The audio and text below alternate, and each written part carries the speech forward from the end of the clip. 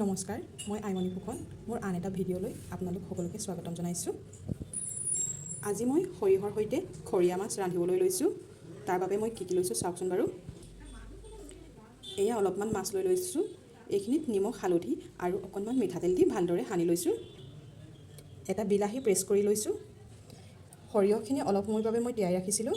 তাত আদা, নহৰু, এটা জলকীয়া দি দিছোঁ। এতিয়া এইখিনিও মই প্ৰেছ কৰি ল'ম। মই কেনেদৰে ৰান্ধিম আপোনালোকে সকলোৱে শেষলৈকে ভিডিঅ'টো চাই যাওক, মই দেখাই গৈছোঁ। তেল গৰম হৈ গৈছে। এতিয়া ইয়াত মই মাছকেইপিচ ফ্ৰাই কৰি লওঁ।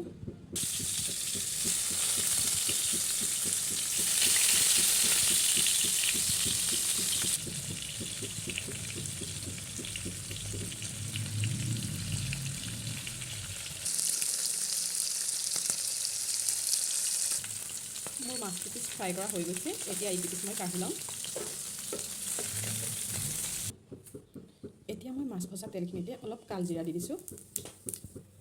গেছৰ ফ্লেমটো কমাই ৰাখিছোঁ আৰু এতিয়া ইয়াতে মই প্ৰেছ কৰি থোৱা বিলাহীটো দি দিছোঁ।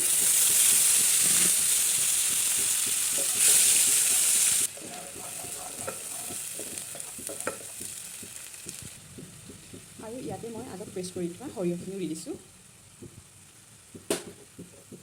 ভালদৰে এনেদৰে মিহলাই দিছোঁ। ইয়াতে এতিয়া অকণমান হালধি দি দিছোঁ। জোখমতে নিমখ দিছোঁ। তাৰপাছত ভালদৰে লৰাই দিছোঁ। এইখিনি কম জুইতে ইয়াৰ পৰা তেল ওলাই যোৱালৈকে এনেদৰে লৰাই থাকিব লাগে। লাগি যাবলৈ দিব নালাগে কেৰাহীত। মই ইয়াতে অকণমান জিৰা গুড়িও দি দিছোঁ আৰু অকণমান ধনিয়া গুড়ি দিছোঁ।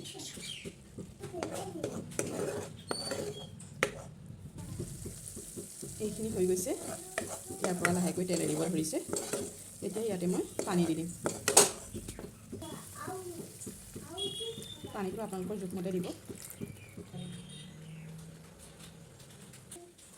ইয়াতে এতিয়া মই আগত ভাজি ৰখা মাছকেইডোখৰ দি দিছোঁ। এইখিনি এতিয়া অলপ সময়ৰ বাবে মই ঢাকি ৰাখিম।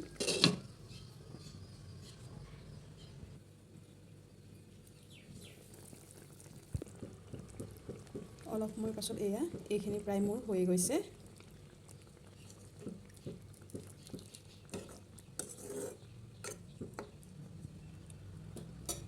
সৰিয়হৰ লগত বনোৱা খৰিয়া মাছৰ জোল এয়া মোৰ হৈ গ'ল।